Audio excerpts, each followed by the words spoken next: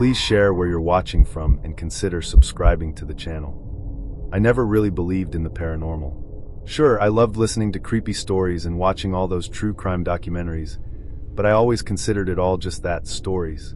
The idea of cryptids, skinwalkers, and whatever else haunted the edges of reality never seemed plausible to me. That is, until that night in the forest. I'm from a small town in Texas, and we've always had a fair share of weird, unexplained events. But I always chalked it up to rural folklore, tales spun to spice up the dullness of living in the middle of nowhere. But after what happened to me and my friends, I can't say I believe in that stuff anymore. I wish I could, but I can't. It was supposed to be just another camping trip. My cousin, my brother, and I decided to head out to a nearby forest that we liked to frequent, a small, secluded spot known only to locals. We called it the Glade, though I'm not sure why. It wasn't particularly beautiful or scenic, but we liked it because it was quiet, isolated, perfect for the kind of adventure we were looking for. We had made plans to smoke some weed, drink a little, and just hang out. The forest was small, but dense. A few miles off the main road, with a narrow path leading to a spot deep in the trees where we often camped out. We didn't expect anything unusual to happen, but that night, the forest was different. As we made our way down the familiar trail, the air felt heavier. The sun had already dipped below the horizon, and twilight was creeping in. A strange sense of unease settled over me, but I shook it off. After all, it was just the woods, right? We reached our usual spot, an open area with a fire pit and a few logs where we'd sit and talk. I lit up a joint, passed it around, and we settled in for a chill evening. The fire crackled, and for a while, everything felt normal. We joked, smoked, and laughed like we always did. But then the first noise broke the calm. It wasn't an animal. It was like a sudden crash in the distance, far off, but it sounded close enough to be a threat. I froze, looking over at my cousin and brother. "Did you hear that?" They both looked at each other, uneasy. "Yeah, what the hell was that?" my cousin asked, his voice wavering slightly. I wanted to believe it was just some deer or wild boar, but something about the sound didn't sit right. It was too loud, too deliberate. It felt wrong. The second crash came closer. A branch snapped, and it sounded almost like something, or someone, was moving through the underbrush, pushing past the trees. My brother, always the skeptic, brushed it off. "It's just a deer, dude. Relax." But I could see the unease in his eyes too. Still, I tried to ignore it. We smoked a bit more, trying to laugh off the weird tension. But the third crash made my blood run cold. It was right behind us, too close. We all turned to look, but there was nothing there, just the darkness between the trees. Then the smell hit us. It was pungent, like rotting meat mixed with the stench of burning garbage. It made my stomach turn, and I covered my nose. The forest, which had always smelled fresh and earthy, now felt like it was decaying. "We need to get out of here," my cousin said, standing up. "I agree," I muttered, looking around, feeling my skin crawl. But before we could do anything, we heard a growl. It wasn't an animal growl. It was low, deep, and unnatural, almost human. Something was out there, something that didn't belong. I could hear my cousin's breathing quicken as he tugged at my sleeve. "We have to go. Now." But as we began to walk back to the trail, I felt something else, something that wasn't quite right. A sensation of being watched. The air had gone still. My heart pounded in my chest. And then we saw it. A figure. Barely visible, but there. It stood under a tree watching us. Its body was human, but the shape was off. It was too tall, too thin. Its arms were elongated, and its legs seemed to bend unnaturally. I could make out the outline of a face, but it was distorted. Its skin was pale and sickly, stretched tight over its bones. At first, I thought it was just someone playing a prank. But then it moved. It didn't walk. It shifted, gliding across the ground like a shadow in the night. I felt my heart skip a beat. My body screamed to run, but I couldn't. I couldn't look away from its eyes. They were dark, too dark, like they were swallowing the light around them. I could hear my brother's voice shaking, barely a whisper. "What the hell is that?" Before I could respond, the figure took a step forward, its long, clawed fingers reaching toward us. Instinctively, I grabbed my brother's arm, pulling him away, but my cousin was frozen, staring at the creature. "It's not real," he mumbled, almost as if trying to convince himself. That's when the voice came. Soft at first, like the wind through the leaves. But then it became clearer, closer, and I realized it wasn't just the wind. "Come closer," it whispered. "I won't bite, unless you want me to." The voice was sweet, almost seductive, but there was something about it that made my stomach churn. My body felt cold, but at the same time, a strange warmth spread through me, as if the voice was drawing something out of me. Something I didn't want to feel. "Run!" I screamed, tugging at my cousin, but he didn't budge. He was hypnotized by the creature's words, his eyes glassy and unfocused. Before I could grab him again, the creature moved closer, stepping into the faint light from our fire. It was now fully visible, and I could see more clearly. The skin of its face was stretched tight, the eyes hollow black pits with no life, only an endless void. Its lips curled into a smile that wasn't a smile at all. It wasn't human. It was something worse. A cryptid, a creature that wasn't supposed to exist. Then it reached out, grabbing my cousin's arm with a grip so strong, I thought it would snap his bones. The creature's fingers dug into his skin, its claws piercing through the fabric of his jacket. He screamed, but it wasn't a scream of pain. It was a scream of desire. The creature's voice echoed in my mind, like it was pulling at my very thoughts. "Come closer, sweet one. Let me show you what you've been searching for." My cousin's face twisted with something dark, something primal. It was like the creature was reaching into his very soul, making him crave it, crave the pleasure it promised. I knew we had to get out of there. My heart was pounding in my chest as I pulled my cousin, trying to drag him away from the creature. He fought me for a moment, but then, finally, he came to his senses, pushing the creature's hand away. We ran. We didn't look back, not even once, as we tore through the trees, the smell of rot and decay following us. The creature's laugh echoed behind us, like the sound of bones breaking in the dark. We didn't stop until we were back at the edge of the forest, gasping for air, the sounds of the night slowly returning to normal. The wind was already shifting when we arrived at the cabin, nestled deep in the Utah wilderness. My boyfriend, Ben, and I were hoping to find some peace, away from the stress of life. The kind of place where we could reconnect, without the distractions of work, social media, and everything else that had been weighing us down. We'd been having problems for a while, and I thought maybe this trip would help us reset. Get away from it all and rediscover what we used to have. The cabin itself was perfect, isolated, rustic, surrounded by thick trees that looked like they could go on forever. No one could find us here. The air was fresh and crisp, and the only sounds were the occasional bird song and the wind rustling through the leaves. That evening, after a quiet dinner by the fire, we sat on the couch together, sipping wine and letting the crackling flames fill the silence. I could feel the weight of the day lifting off me, the tension between us easing a little. Ben leaned over, brushing a kiss across my neck, and I smiled. It was small, but it felt good, like we were finding our way back to each other. But then there was a shift. I couldn't explain it at first. The air seemed to change, turning thicker. My skin prickled, like the hairs on the back of my neck were standing on end. I tried to ignore it, but something felt wrong. Maybe it was just the isolation, the fact that we were so far from civilization. But as the evening wore on, the feeling didn't fade. Instead, it grew stronger. I sat there, trying to shake it off, when I heard a whisper.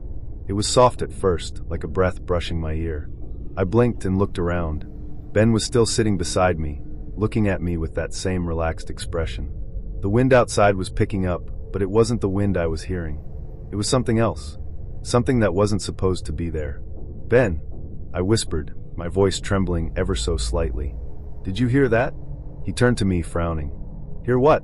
I shook my head, trying to convince myself it was nothing, but the whisper came again. Clear this time. "Come outside. I'm waiting for you." My heart pounded in my chest, but when I glanced at Ben, he was oblivious, still lost in whatever thoughts he had. I told myself it was just the wind again, maybe some animal outside making noise. But the voice felt so real, so close. I told Ben I was going to check something outside. I didn't know why, but I needed to. I had to see what it was. I stepped out into the cool night, the crunch of gravel underfoot loud in the otherwise silent air. The moon hung high, casting long, eerie shadows across the yard. The trees were twisted shapes in the distance, their branches creaking and groaning in the wind. I took a deep breath, but that feeling, that wrongness, hadn't left me. It felt like the very night was holding its breath, waiting. Then I heard it again, a whisper low and coaxing from the edge of the woods. "Come to me." My feet moved before I could think. I walked toward the trees, my steps slow and deliberate, as if someone was pulling me toward them. The closer I got, the more the world around me seemed to fade. The air grew heavier, and a cold shiver ran down my spine. But there was also something else. something inviting. Then I saw her, a woman, standing just beyond the tree line. Her figure was shrouded in the shadows, but there was something about her, something that made my heart race in a way I couldn't explain. She was tall, slender, with long hair that rippled like water as the wind blew around her. Her eyes, glowing faintly in the moonlight, locked onto mine. I should have been scared. I should have turned around and run back to Ben. But I couldn't. It was like a magnetic pull, something inside me that wanted to move closer, to see what she was, to know her. She smiled at me, the kind of smile that made everything inside me twist and tighten. It wasn't kind or friendly. It was knowing. Her lips barely parted as she whispered, her voice soft and coaxing. "I have what you desire." I froze. The words sent a shiver through my body.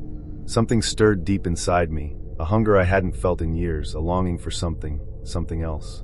I tried to move, but my body refused to listen to me. My heart raced, my pulse thudding in my ears as I took a step forward. Before I could stop myself, I was right in front of her. The woman's presence was overwhelming, her scent intoxicating. Sweet, like flowers, mixed with something darker, something animalistic. My head spun, and all I could think about was the woman's eyes, those deep, glowing eyes, and the way she seemed to call to me. Her fingers, cold as ice, grazed my cheek, sending a jolt of electricity through me. "Come with me," she whispered, her voice barely audible, yet it felt like a command. Her hand slid down my neck, her touch sending waves of warmth through my skin, as if her very touch was heating my blood. I opened my mouth to speak, to tell her to stop, but the words didn't come. Instead, I found myself leaning in, my lips brushing against hers. The kiss was unlike anything I had ever felt. It was as if I had lost all sense of myself, all sense of who I was. There was only her, and the overwhelming pleasure she gave me with every movement, every touch. But then, just as quickly as it began, it shifted. I pulled away, my head spinning. The woman's smile had grown wider, darker, and for the first time, I saw the sharpness of her teeth. She wasn't smiling anymore. She was grinning, like a predator about to strike.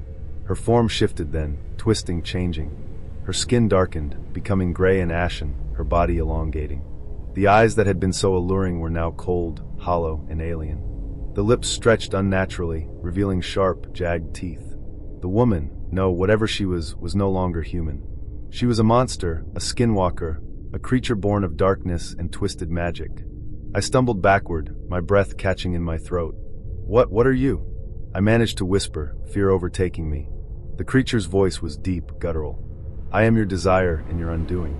I turned, adrenaline flooding my veins, and ran. My feet pounded against the ground as I sprinted back toward the cabin, heart racing. The wind howled around me, the shadows in the trees growing longer as the creature followed, its eyes glowing in the distance. I barely made it back to the cabin, slamming the door behind me. I locked it, breathing heavily, trying to calm myself.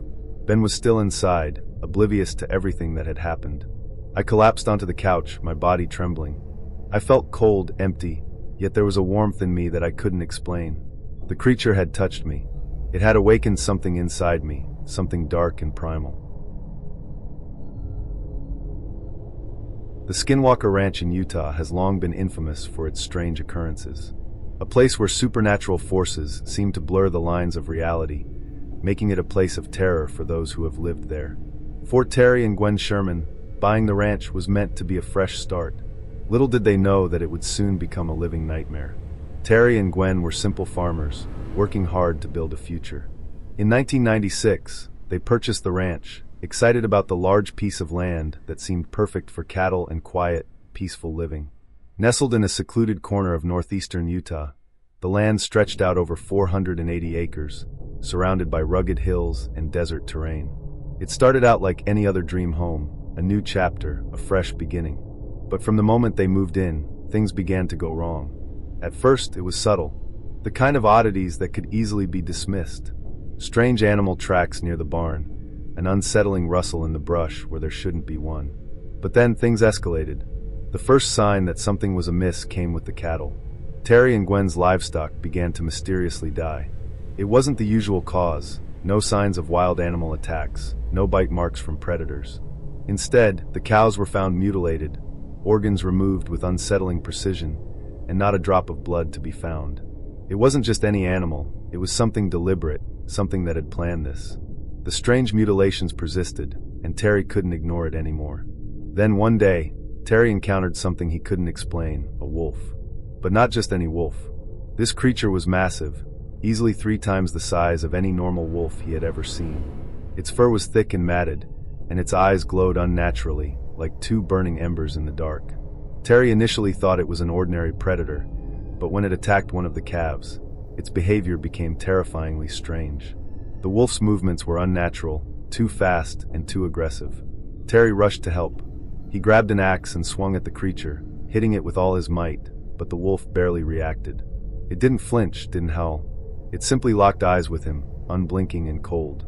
With a surge of fear, Terry fired his .357 Magnum at the creature, hitting it directly in the chest. But it didn't flinch. No blood, no cry of pain. It just stood there, unfazed. Terry fired 3 more shots, until finally, on the 4th shot, the wolf backed off. But that wasn't the end of it. The experience left Terry feeling cold, like something far worse than just a predatory animal was watching him. The wolf wasn't a normal creature. Whatever it wasn't bound by the laws of nature. Soon after, the Shermans began to see more things, unexplainable things. They reported seeing strange lights in the sky, orb-like entities that darted across the heavens in erratic, impossible patterns. These lights moved faster than any aircraft they knew, vanishing in the blink of an eye. They appeared around the same time each evening, just as the last light of the day faded into night. At first, Terry thought they could be military craft or weather balloons, but no explanation seemed to fit. And then came the sounds. Beneath the earth, deep and rumbling vibrations began to echo up from the ground, low and unnerving. They didn't know if it was the wind or something else, but the tremors continued. The earth itself seemed to be alive, groaning, shifting beneath them. It felt unnatural. Gwen swore that the sounds were getting louder, like a constant thrum beneath the surface. The land was restless, unsettled. Then one night, Gwen saw something in the yard, a shadow. At first, she thought it was her imagination. But the longer she stared, the more she realized it was real. A figure, tall, dark, and unnaturally still, loomed just outside the window. It was hard to make out its features, but there was one thing that stood out. Its eyes. They were glowing red, like coals burning in the dark. Gwen backed away from the window, her heart racing. She couldn't explain it, but she knew this wasn't some stray animal, or even a person. Whatever it was wrong. Over time, other strange entities began to appear. Terry would catch glimpses of tall, humanoid figures lurking at the edges of their property. They never came close, but they were always watching, always waiting in the shadows. These figures were tall, unnatural, and when Terry tried to approach them, they would vanish before his eyes. Terry wasn't the only one to experience this. Neighbors who had visited the ranch reported similar sightings. Figures standing in the distance, shadows that moved against the natural flow of light. Everyone who came in contact with the ranch was affected by the strangeness. The atmosphere was thick with an ominous energy, and it wasn't long before even the most hardened ranch hands started leaving in fear. Gwen wasn't the only one to see disturbing things. One night, Terry encountered something that made him question everything he knew. He was walking to his truck, passing the barn, when he saw something move at the edge of the trees. A figure, large, hairy, with glowing yellow eyes. The creature was staring at him, unmoving. It wasn't a person. It wasn't a bear. It wasn't anything Terry had ever seen. But it was there, watching him. He froze, heart racing. And then, just as quickly as it had appeared, the creature charged at him with terrifying speed, closing the distance in an instant. Terry barely had time to react. The creature slammed into him, knocking him to the ground. He scrambled to pull out his gun, but the creature was faster. It screeched, a high-pitched, unnatural sound, and Terry barely managed to push himself back up. But just then, a flash of light illuminated the sky, blinding both Terry and the creature. The creature recoiled, backing away into the darkness. It was gone. Terry could barely comprehend what had just happened. His heart pounded in his chest, and he could feel his hands shaking. This wasn't a bear or a wild animal. It was something else entirely, something that didn't belong here. That was the final straw for Terry and Gwen. They couldn't live in fear anymore. The constant terror was eating away at them. They had no answers, no explanations. So they decided to leave. But before they could, they contacted a group called the National Institute for Discovery Science, NIDS, led by billionaire Robert Bigelow, who was interested in studying paranormal phenomena. Bigelow and his team arrived at the ranch, eager to investigate the strange events. But the activity didn't stop. In fact, it only intensified. More strange lights appeared in the sky, and more bizarre creatures were spotted on the property. The research team, armed with the best equipment, could not explain any of it. The land seemed to reject their understanding, slipping further into the realm of the inexplicable. In the end, the Skinwalker Ranch was sold again, this time to an anonymous corporation with no publicly known owners. The secrecy surrounding the new owners only added to the growing legend of the ranch. But the strange occurrences didn't cease. Even today, the ranch remains a hot spot for paranormal activity, a place where the supernatural lurks just out of sight, waiting to reveal itself. As for the shamans, they left. But the memories of their time on the ranch, the terrifying encounters, the feeling of being hunted, stay with them. They know what they experienced, and they know that what happened at Skinwalker Ranch is far from over. My name is Owen, and I live in a small town on the edge of the woods near Lake Hartwell, Georgia. Growing up here, I never thought much about the eerie tales whispered around campfires or the rumors about things lurking in the woods. I was just a regular teenager, going to school, hunting with my dad, and spending time outdoors. But that all changed during my senior year, when I encountered something that made me question everything I thought I knew. It started like any other fall afternoon. The crisp air, the amber leaves crunching underfoot, and the deep quiet of the woods. I was 18, living just outside of town, and had set up a deer stand in the far corner of the woods behind my house. The area led into an open field, a perfect spot to hunt. I liked to get there early, sitting quietly in my stand, watching the world wake up around me. It was peaceful, like I was part of the forest itself. One evening, after school, I decided to go out to my stand. The sun was starting to set, and the woods were getting that golden, dimmed glow. The kind of light that makes everything feel still, almost dreamlike. I climbed up into the stand and settled in, rifle in hand, ready to wait for any deer to wander by. The hours passed by slowly. Everything was peaceful at first. Birds fluttered by, and I could hear the rustle of squirrels gathering food. But something felt off. A few hours into my wait, I saw it. Out in the field, about 175 yards away, a deer stepped into view. At first, I thought it was just a normal doe. But the more I looked, the more something about it seemed wrong. It was walking oddly, its legs too long for its body, like it was almost stretching with each step. It was thin, too thin. Its ribs were visible through its pale, sickly skin, and its eyes were unnaturally large, almost bulbous, like they didn't belong on an animal. I squinted, adjusting my scope. The deer raised its head, and its eyes seemed to lock onto mine. For a moment, I felt like it was staring into me, seeing through me, almost like it was aware of my every thought. And then, without warning, it let out a scream, a blood-curdling shriek that echoed across the open field. The sound was so loud, so unnatural, it made the hair on my arms stand up. I froze. My heart pounded in my chest. I had never heard a deer make a noise like that. It wasn't a normal call, not like any animal I'd ever encountered. It was a human scream, distorted and guttural. My first instinct was to climb down and run, but my feet were frozen to the platform. I should have left. I should have packed up and gone home. But my curiosity got the better of me. I stayed there, watching as the deer turned its head toward me, those bulging eyes never leaving my sight. The scream stopped, replaced by a low, guttural growl, almost like it was trying to speak. That's when it did something that still haunts me. It didn't just look at me, it looked at me. Its body jerked unnaturally, its head snapping up, its eyes never breaking from mine. It wasn't just a deer anymore. It was something else. I couldn't make sense of it, but I knew deep down something was horribly wrong. "Help me, Owen." The voice was quiet at first, barely above a whisper, like it was coming from the wind. But then it repeated itself, louder this time, clearer. The voice was unnatural, monotone, dry, as though it had been drained of any emotion or warmth. It sounded human, but not quite right. "Help me, Owen." My blood ran cold.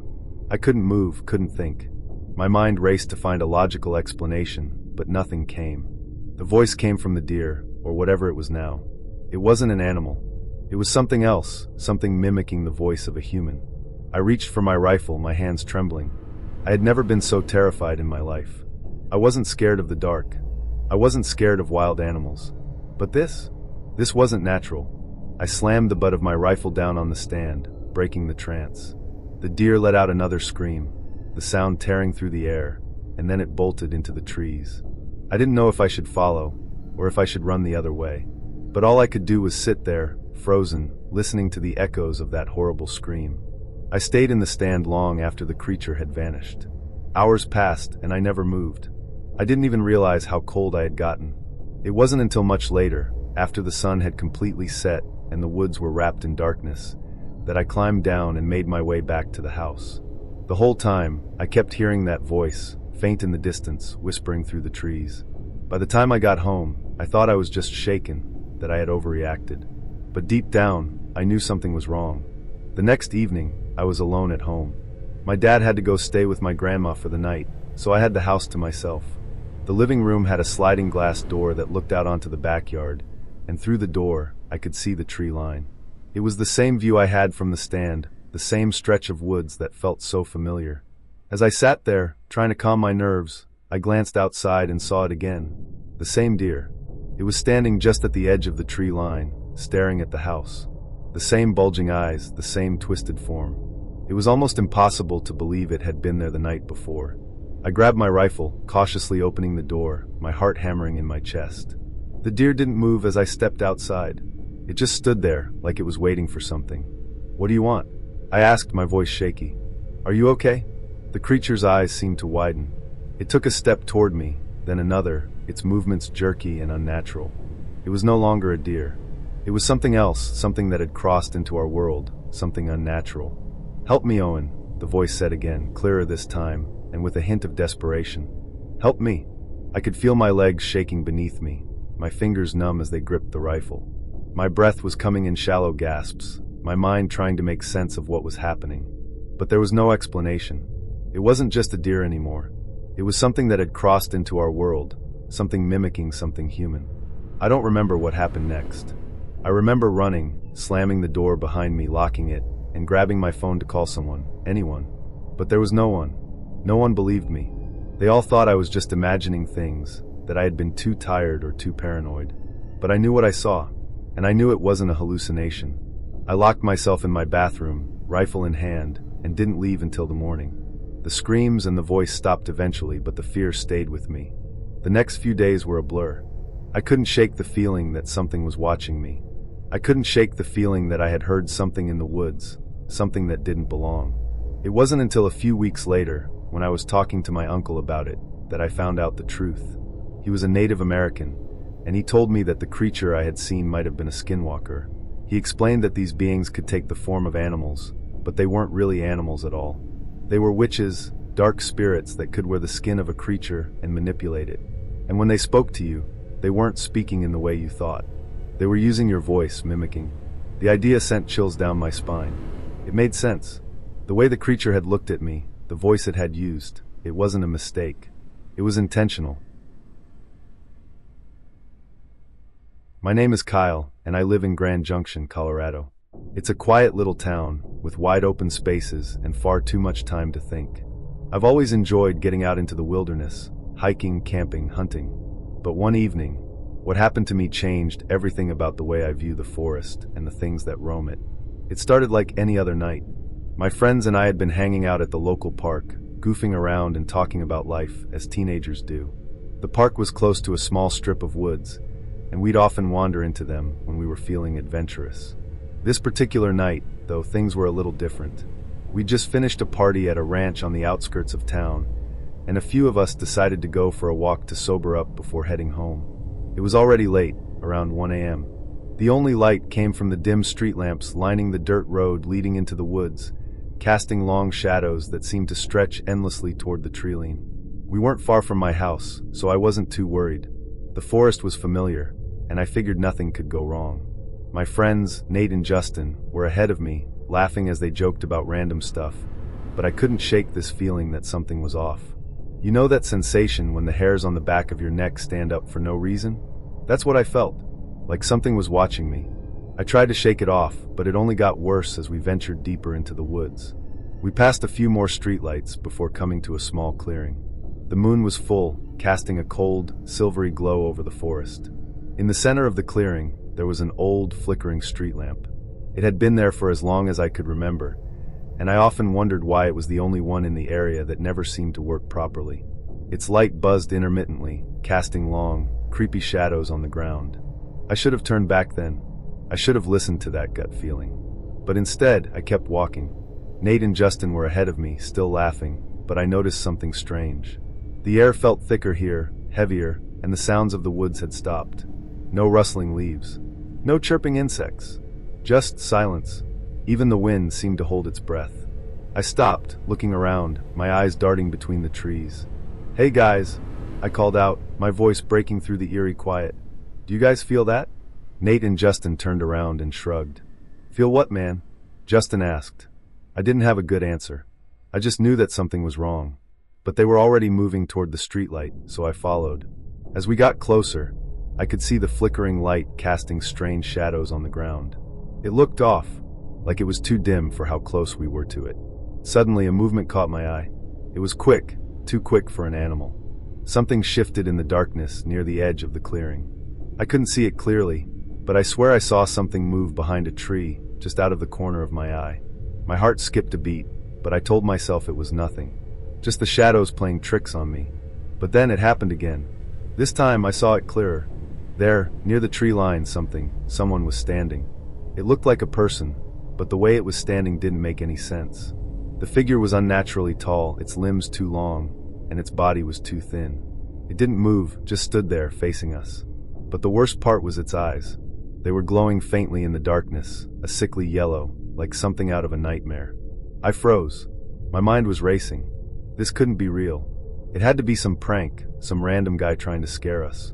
But the longer I stared at it, the more I realized that it wasn't a man. No human being could look like that. It was wrong. The way its head tilted, the way its arms hung too loosely by its sides. It was like it was waiting for something. Nate and Justin didn't notice it yet, still talking and laughing. I was too afraid to speak. My throat felt tight, my mouth dry. I could hear the blood rushing in my ears as I tried to move, but my legs wouldn't obey. And then the figure moved. Not a step, not a shuffle. No, it leapt. It didn't run like a normal creature would. It just jumped, covering the distance between us in one impossibly fast motion. I couldn't even process how it had moved that quickly. "Guys!" I finally screamed, my voice cracking with fear. Nate and Justin stopped, looking at me like I was crazy. But then they saw it too. The figure was right in front of us now, only a few feet away. It stood still, its eyes glowing in the dim light, unblinking. There was a terrible stillness to it. "Who the hell are you?" Nate called out, but his voice was shaky, uncertain. The creature didn't answer. Instead, it tilted its head at an unnatural angle, its long neck stretching with a sickening crack. The sound sent a chill down my spine, and that's when I realized this thing wasn't human. Without thinking, I turned and ran. I didn't look back. I just ran. My heart was racing, my legs pumping, my breath coming in ragged gasps. I could hear the others behind me, but I didn't dare slow down. I didn't even know if they were still with me. I didn't care. All I knew was that I needed to get away. I kept running, zigzagging through the trees, not sure where I was going, just trying to put as much distance between me and that thing as possible. My feet were heavy in the wet ground, my mind a blur of panic. But the silence was deafening. No footsteps followed. No branches cracked. It was like the forest had swallowed the sound of everything, except for my own frantic breaths. I don't know how long I ran, but eventually, I found myself back at the road, standing near the edge of the woods, gasping for air.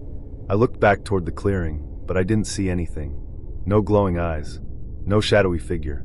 Just the trees, swaying gently in the breeze. Nate and Justin caught up with me a few moments later. They were out of breath, their faces pale with fear.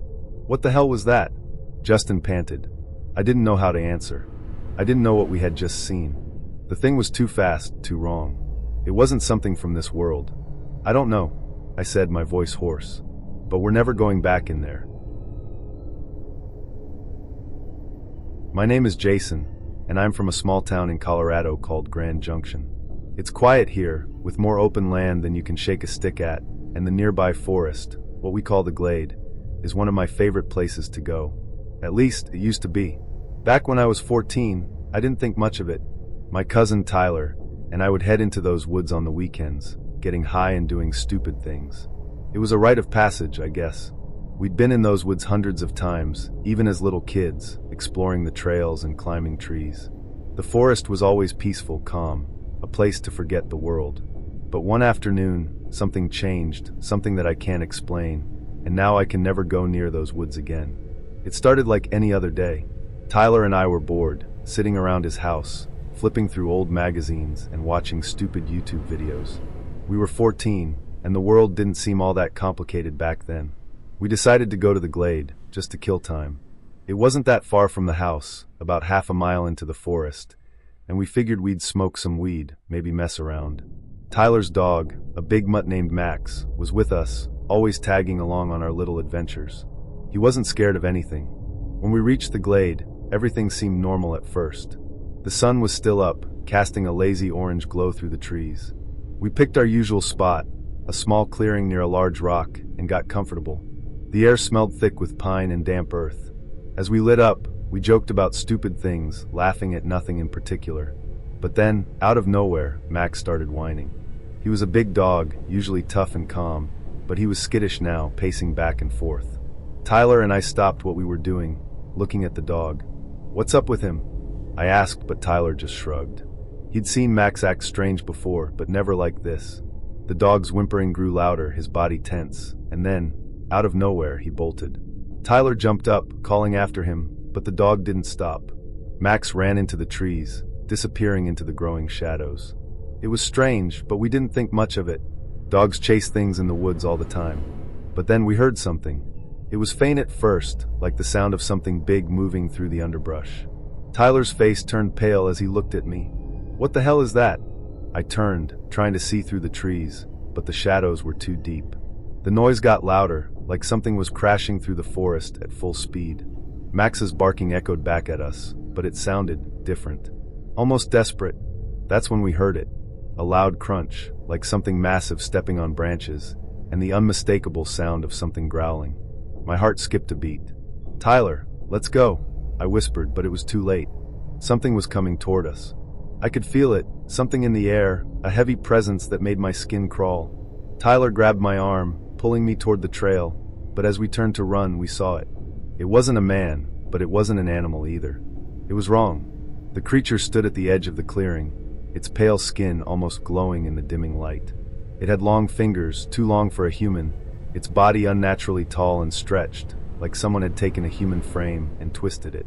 Its eyes, God, those eyes, were huge, glowing yellow and reflecting the fading light, but there was no humanity in them, just an empty void. Its face was barely recognizable as anything human, just a twisted mask of skin and bone, the mouth too wide, like it was forced to stretch into a grin that wasn't a grin at all. I couldn't move. I couldn't breathe. My legs turned to lead, and my stomach twisted into knots. The creature stared at us, its head cocking to the side, as if it was trying to understand what we were. I was frozen, unable to process what I was seeing. It didn't make a sound at first, just stood there watching us. Max came charging out of the trees, running back toward us. But he wasn't himself. He looked terrified, his fur matted and dirty, his eyes wide with panic. As he got closer, the creature reached out with one of its long, twisted fingers, and Max stopped dead in his tracks. He let out a whine, a soft, desperate sound, before he turned tail and bolted again, running off into the trees as if he knew what this thing was, better than we did. "Max!" Tyler screamed, but it was no use. The dog was gone. Then, the creature did something that I will never forget. It dropped to all fours, its body contorting and bending in ways that weren't possible, and started to move toward us. It was fast, too fast. I could barely process the motion before it was inches from us, its eyes never leaving mine. "Run!" Tyler yelled, his voice cracking. He didn't have to tell me twice. We turned and sprinted, adrenaline pumping through my veins as we crashed through the trees, my heart pounding in my chest. I could hear the creature behind us, its breathing heavy, each footstep thudding in the dirt, closer and closer. It was gaining on us. I stumbled, my foot catching on a root, and I fell hard to the ground. I didn't have time to think, just to scramble back to my feet and keep going. Tyler was ahead of me, but he was slowing down, his breath ragged, his eyes wide with terror. He glanced back at me. "Keep moving," he shouted, but I couldn't shake the feeling that something was wrong. We weren't just running from an animal. We were running from something far worse. We finally made it back to the road, both of us gasping for breath, but when we turned around, there was nothing there. No creature, no dog, just the dark woods stretching out in front of us. We didn't talk about it much after that. We didn't have to. Neither of us ever went back into those woods again. Tyler's parents called the police about Max, but they never found him. The dog was just gone, like the creature had taken him. No one believed us when we told them what happened. They said we had just been scared by a bear or a mountain lion. But it wasn't that simple. A week later, Tyler came to my house late at night, his face pale, his eyes wide with fear. He didn't even knock, just barged in like he was being chased. "Jason, we need to talk," he said, his voice shaking. "What is it?" I asked, already feeling a chill creep down my spine. "I saw it again," Tyler whispered. "The thing, it was in my yard last night. He paused, his voice breaking. It was trying to get inside. I couldn't speak. I couldn't move. Tyler stayed at my house that night. We locked the doors and kept the lights on until morning, both of us too afraid to sleep. Since then, I haven't been able to shake the feeling that the creature is still out there. I hear it sometimes in the dead of night, scratching, tapping, always just outside my window. Sometimes I think I see something moving in the shadows, but when I look again, it's gone. And I can't go back to the glade. Not ever. What we saw in those woods that day wasn't just a freak accident or a random encounter. Whatever it was, it's still out there, watching, waiting, and I'll never be the same again. I don't care how much time passes, I'll never forget the way it moved, the way it looked at me, and the way it made me feel, deep down in my bones, that something in this world isn't right. I'd walked this street countless times before, but tonight I felt like I was being watched. The feeling was subtle at first, just a shift in the atmosphere, like the weight of eyes pressing against the back of my neck. I shrugged it off, figuring it was just the late hour and the quiet. But then, as I passed by my neighbor's house, something caught my attention. Buddy, the Lawsons' massive Rottweiler, was outside, barking furiously. Now, Buddy wasn't the type of dog to bark for no reason. He was lazy, content to lie in the sun for most of the day. But tonight, he was relentless. His barks echoed through the still air, deep and demanding. I stopped for a moment, glancing over at the doghouse in their yard. Buddy was pacing back and forth, his eyes wide, ears flattened against his head. It was almost as if he was trying to protect something, or someone. Strange, I muttered to myself. But the strange thing wasn't just Buddy's behavior. It was that something was happening in the shadows by the doghouse. A dark shape, something, or someone, was standing just beyond the edge of Buddy's reach. It wasn't moving. It was just there. I stepped closer, narrowing my eyes to get a better look. That's when Sarah, who had been walking with me, tugged at my sleeve. "Do you see that?" she whispered, her voice strained. I turned to her. "See what?" "That figure." She nodded toward the doghouse. I squinted again. Nothing. I didn't see anything that resembled a person, but there was definitely something odd about the way the darkness clung to the tree next to Buddy's house. A distorted, unnatural shadow. "I don't see anything, Sarah," I said, but my voice didn't sound as confident as I wanted it to. We stood in silence for a few moments, the only sound being Buddy's frantic barking, echoing off the walls of the houses around us. Then, as if on cue, the shadow moved. But it didn't move like a normal person would. It shifted unnaturally, almost like it flowed out from behind the tree, creeping toward the doghouse. It wasn't human. I could tell that much. And that's when Buddy went wild. He let out a growl so deep, so guttural, that it sent a shiver down my spine. He lunged toward the shadow, snapping and snarling, but the shadow didn't move. Instead, it just stood there, looming and still. I took a step back, my heart racing. "We need to go," I said, trying to pull Sarah away, but she refused to move. She stared at the figure, her expression a mixture of confusion and fear. "What is that? It's not even there." I felt my stomach twist. Something wasn't right. The air around us was thick with a heavy silence, and I couldn't shake the feeling that whatever that figure was, it was far from friendly. Then, it did something that made my blood run cold. The figure moved, not in a natural way, but in a way that felt like a wrongness, an impossibility. It twisted and stretched toward the house, and just like that, it vanished. "What the hell was that?" Sarah breathed, her voice cracking. Before I could respond, Buddy's barking turned into a low whimper. I looked back, but the dog had stopped moving. He was sitting still now, his eyes wide, staring into the darkness where the figure had been. But there was something different about his gaze. It wasn't just fear anymore.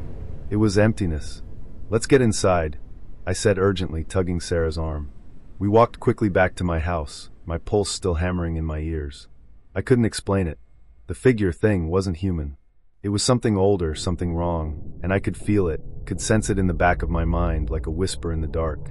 That night, as I lay in bed, I heard the soft, steady scratching at my window. It started out faint, like a leaf caught in the breeze. But as the hours passed, it grew louder, sharper. The sound of claws against glass, scratching, scraping. My heart pounded as I lay frozen, terrified to move, to even breathe. It was there again. That thing. I didn't know what it was, but I knew it was real.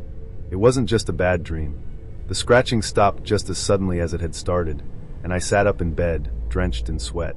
I didn't dare look outside, but I could feel it, whatever it was, still out there watching, waiting. The next morning, I went to check on Buddy. I had to know what had happened. But when I arrived at the Lawsons' house, I found their yard empty, except for the same scruffy dog I had seen before. It was sitting by the doghouse, its eyes hollow, unblinking. I hesitated before approaching it. "Hey, Buddy," I called softly. The dog didn't respond. Its vacant gaze stayed locked on the empty yard, and I suddenly felt the weight of something ancient and disturbing pressing in on me. The dog, this thing, it wasn't Buddy. It couldn't be. I tried to call the Lawsons, but when they answered, they seemed confused. They hadn't seen Buddy since the previous night. He'd just disappeared, gone without a trace. When I returned home, I noticed something strange, handprints. They weren't just on the window, but on the door as well. Large, uneven prints, smeared with something that looked like dirt, but didn't smell like dirt. It had a sharp, metallic tang to it, like blood that had dried too long. I wasn't imagining things. Whatever had been in the shadows, whatever had taken Buddy, it wasn't finished with me yet. The handprints started to appear more frequently, on the walls of my house, on the front porch, even on the car windows. They were always the same, massive, distorted, almost like they didn't belong to any human or animal. They seemed to grow, spreading like a disease, until one night I saw something that made my blood run cold. There, standing at the edge of the woods behind my house, was the same figure. This time it wasn't alone. It had someone with it, and as I watched in horror, I realized that the thing wasn't just haunting me. It was marking its territory. My name is Hunter, and this is my story. My best friend, Blake, and I had decided to go camping in a small patch of forest just beyond our town. We'd done it 100 times before, but this time I felt different. The forest was always peaceful, the kind of place where you could forget about everything and just exist. But as we set up camp and got everything ready, I noticed something odd, an unease, a strange tension in the air that I couldn't explain. We arrived late in the afternoon, the sun still hanging low in the sky, casting long shadows over the trees. The ground was soft with moss and fallen leaves, and the air had a sharp, crisp bite to it. As we set up our tents and began collecting firewood, I couldn't shake the feeling that someone, or something, was watching us. I kept glancing over my shoulder, but every time I turned, I saw nothing. Still, the sensation lingered. We spent most of the day hiking and exploring the woods, nothing out of the ordinary. Blake and I joked around and talked about whatever popped into our heads. But as evening approached and we started to head back to camp, the atmosphere changed. It wasn't just the deepening darkness, the kind of darkness that seemed to swallow the world whole. It was something else, something that gnawed at the back of my mind, making me uneasy. We were about halfway back to camp when it happened. I tripped. My foot caught on a root, and before I could even react, I tumbled forward, landing hard on my chest. A sharp pain shot up my leg, and I cried out, clutching my knee. I had twisted it badly, and I knew right away that I wouldn't be able to walk without help. Blake rushed over to me, his face pale with concern. "Damn, Hunter, are you okay?" he asked, his voice strained with panic. I tried to stand, but my leg buckled beneath me, sending me back to the ground. "No way," I muttered, trying to catch my breath. "I think I sprained it bad." "Shit," Blake cursed, kneeling beside me. "We need to get you back to camp. Can you make it?" I shook my head. There was no way I could walk, let alone make it back to camp on my own. Blake helped me to my feet, but I couldn't put any weight on my injured leg. He sighed, frustration creeping into his voice. "We'll have to set up a temporary camp here," he said. "I'll make a fire and get you settled." I didn't want to be a burden, but I didn't have much choice. We were still a good distance from camp, and I wasn't about to try to push through the pain and risk making it worse. Blake gathered what he could, a small pile of firewood, and some gear to keep me warm. He set up a small campfire, and I sat there, trying to keep my mind off the pain. As the night wore on, the forest grew darker, quieter. The wind picked up, rustling the leaves in the trees, but everything else was silent. There were no birds, no animals moving through the underbrush. Just the crackling of the fire and the faint sounds of the wind in the trees. That's when I heard it. A low, guttural growl came from somewhere in the distance. I froze, my heart skipping a beat. Blake didn't seem to notice. He was busy poking at the fire, trying to get it to burn brighter. But I couldn't ignore the sound. It wasn't like any animal I'd ever heard before. It was deep, vibrating the air around me, almost like it was coming from the ground itself. I looked at Blake, my breath catching in my throat. "Blake," I whispered. "Did you hear that?" He glanced up, his brow furrowed in confusion. "Hear what?" I leaned forward, trying to peer into the darkness, but I couldn't see anything. The growl came again, louder this time, closer. My blood ran cold. It's coming closer," I said, my voice trembling. Blake stood up, his eyes scanning the forest. "Probably just a bear or something," he said, trying to sound confident. "It's probably just curious. Stay calm, all right?" But I couldn't stay calm. There was something wrong with the way it sounded. Something unnatural. The growl wasn't like any animal I knew. It wasn't the sound of a bear or a coyote or any other creature I'd heard in the woods. It was something darker. Something that didn't belong. I heard the rustling of leaves, like something was moving through the underbrush, getting closer. My heart began to race, and I tried to get to my feet, but my leg gave way again, sending me crashing back down to the ground. Blake hurried over, kneeling beside me. "You need to stay put, all right? I'm gonna grab the rifle from the tent." I nodded, but I was already panicking. What if it wasn't just a bear? What if it was something else? Something worse?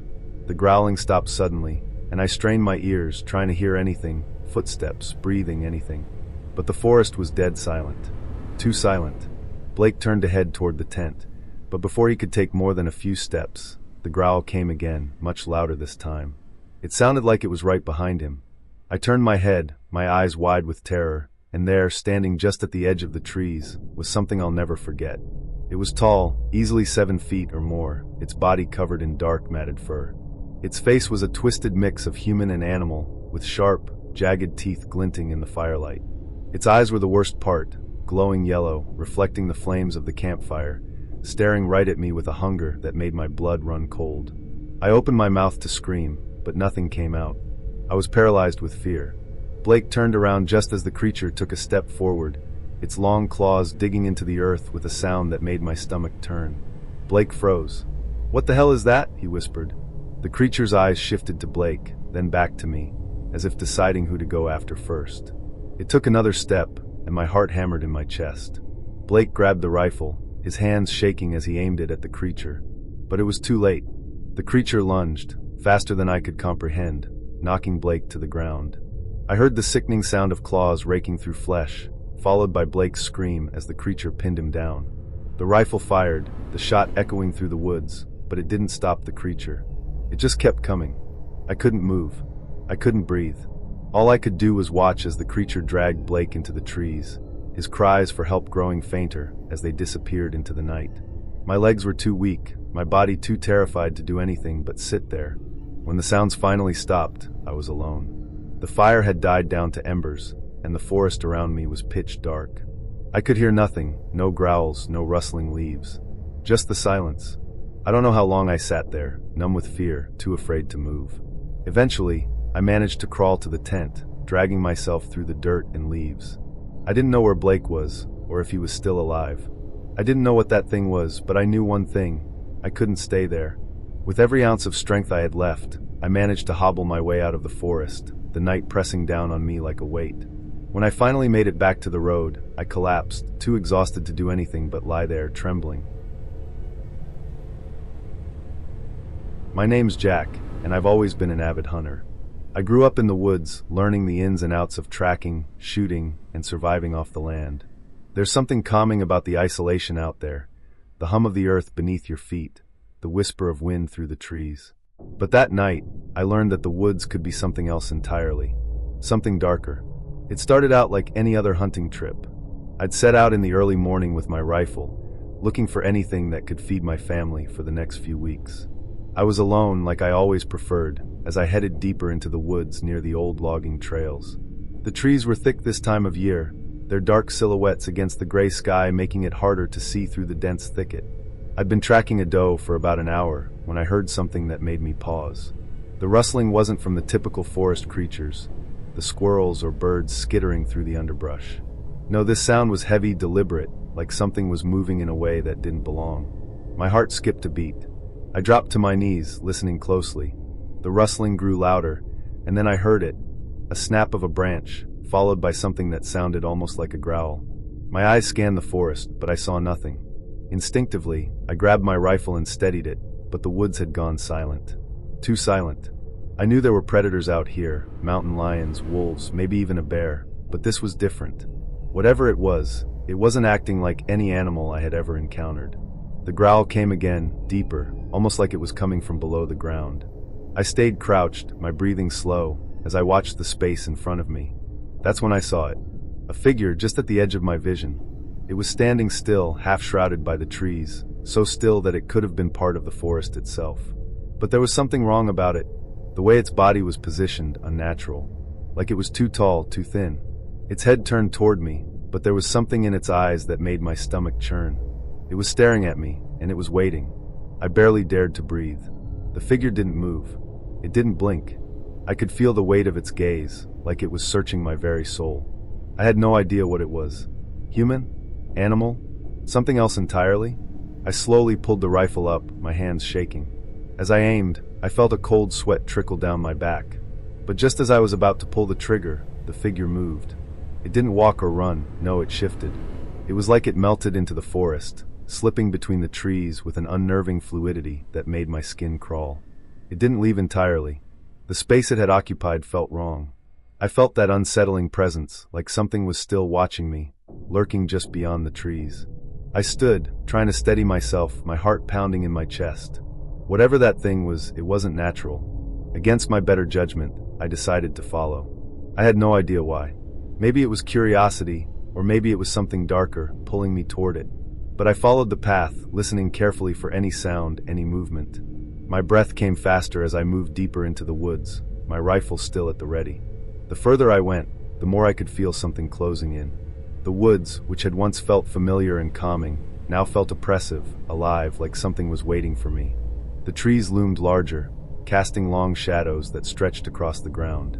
I could hear the occasional snap of a branch underfoot, but it wasn't the sound of an animal moving. No, it was something else, something purposeful. And then, just as I thought I had gone too far, I saw it. A man, standing in the middle of a clearing, just a few yards ahead of me. He wasn't facing me, but I could see his shape clearly. He was tall, broad-shouldered, wearing a long coat that flapped against the wind. But there was something about him that didn't sit right. His posture was wrong.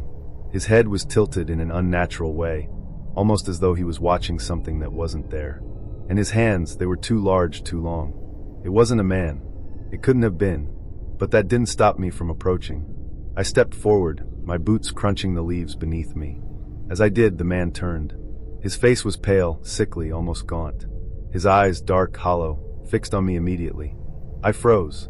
The air felt thick, as if something were pressing down on me. My heart skipped a beat, and I could feel the tension building. I opened my mouth to speak, but no words came out. And then the man, or whatever it was, spoke. "Why do you chase me, Hunter?" The voice was deep, raspy, and hollow. It sent a chill down my spine, and the words made no sense. I wasn't chasing him. I was just trying to figure out what the hell he was. "Who are you?" I managed to croak, raising my rifle just in case. But I couldn't shake the feeling that it wouldn't matter if I fired. Something told me this was no normal man. The figure didn't respond at first. Instead, it slowly raised its arm, extending a long, clawed hand toward me. The air shifted, the atmosphere growing colder as the man, or creature, began to move again, taking slow, deliberate steps toward me. I didn't wait. I pulled the trigger, the loud bang of the shot splitting the air. But to my shock, the creature didn't flinch. It didn't stumble. It just stared at me, those dark eyes glowing like something from the depths of nightmares. I fired again, and again, but it did nothing. The creature didn't move, didn't react in any way. It was as if the bullets had no effect on it whatsoever. My breath came faster now, fear starting to creep into my veins. I turned and ran, adrenaline flooding my system.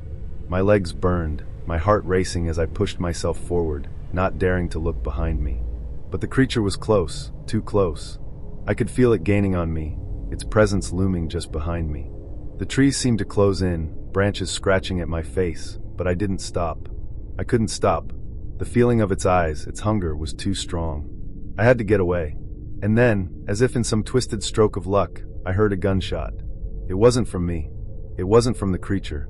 But it was a shot nonetheless, ringing out through the woods. The sound was enough to make the creature stop.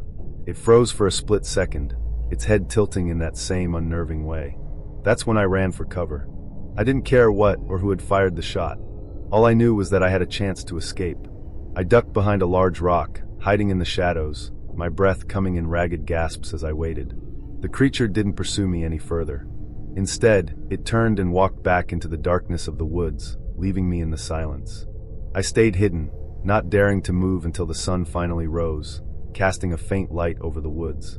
When I finally emerged, I couldn't find a trace of the creature or the man that had been following me. The woods were quiet again, as if nothing had happened. But I knew better. When the police came, they searched the woods for hours, but they found nothing. No footprints, no sign of the strange figure. The only thing they found was a strange set of claw marks on the trees, deep and jagged. But they didn't know what they meant. No one did. My name is AJ, and I've never been the type of person to believe in the supernatural or let fear get the best of me. I was 15 at the time, a teenager who enjoyed the normal things, hanging out with friends, playing sports, and just being a good kid. That was until something happened in the woods behind my house that changed everything. We had a massive forest stretching out behind our property, and one weekend, I decided to do something a little different, camping in the woods with my two best friends, J and T. They're still my friends, but neither of them will ever look at those woods the same way again. I'll keep their names private for their safety. I don't know if what happened to us can be explained away, but I'll tell you this much, it wasn't normal. It was the middle of summer, and the sun had just dipped behind the horizon when we set up our camp. We were about 50 yards into the forest, deep enough that we couldn't see our house anymore. Our campsite was cozy, tucked under some old oak trees with just enough space for our tents. The evening air was thick with the smell of damp earth, and there was a strange stillness in the woods that made everything feel off, like the trees were holding their breath. The night went by fairly uneventfully at first. We had dinner, roasted marshmallows, and laughed at dumb jokes. It felt like just another night in the woods, the kind of evening I had so many times before. But as the night wore on, the feeling of unease grew, especially when the forest grew quieter. Not a single animal stirred. It was as if the whole forest had gone silent, holding onto a secret we couldn't see.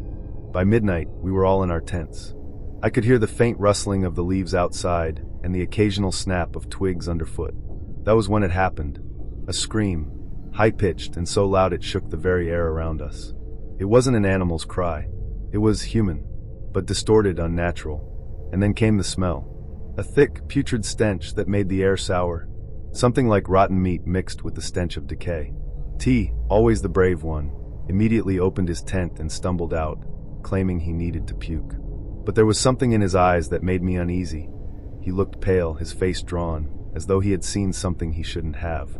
We all huddled together, wondering if we were imagining it.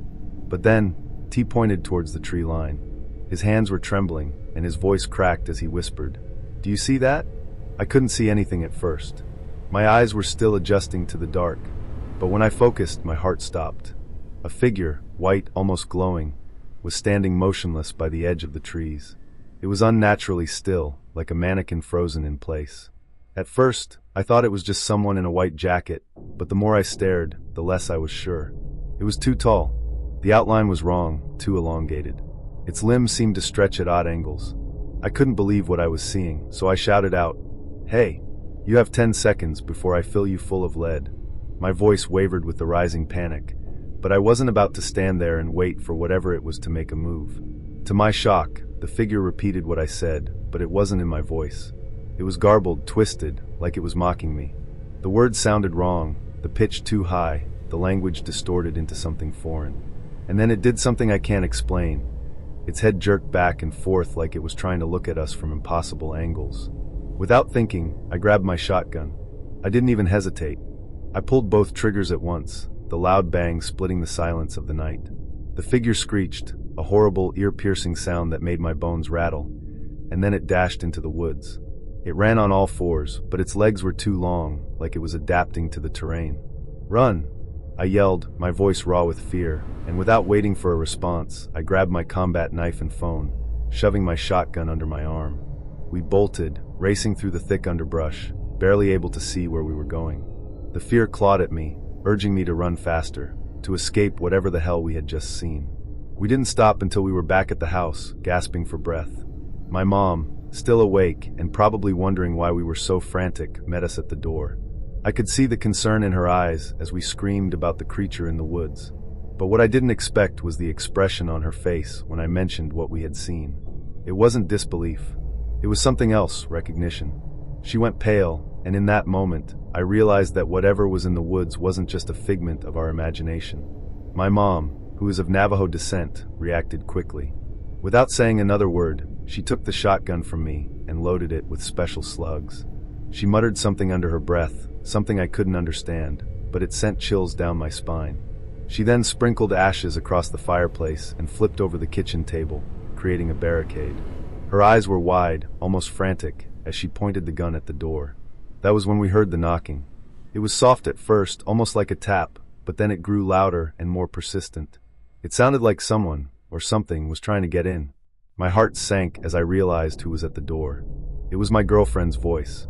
The only problem was that she was supposed to be in Florida, visiting her father. My mind raced, trying to find an explanation, but the truth hit me like a ton of bricks. It wasn't her. It couldn't be. My mom stood in the doorway, the gun aimed at the door, her voice growing louder as she shouted, "No, not here. You're not welcome." She was yelling at the door like it was a living thing, commanding it to leave. The knocking continued, but after a few long, tense moments, it stopped. We stayed up the whole night, my mom never letting the gun drop, always pointing it at the door, whispering prayers under her breath. As dawn began to break, the sense of dread that had gripped us slowly lifted, but only just. Whatever that thing was, it was gone, and we hadn't seen it since. To this day, I still hear the screeching sometimes when I'm outside. Quiet, almost imperceptible at first, but there. It's like the creature is still watching, waiting. My mom bought me a handgun shortly after that night, and it stays next to my bed.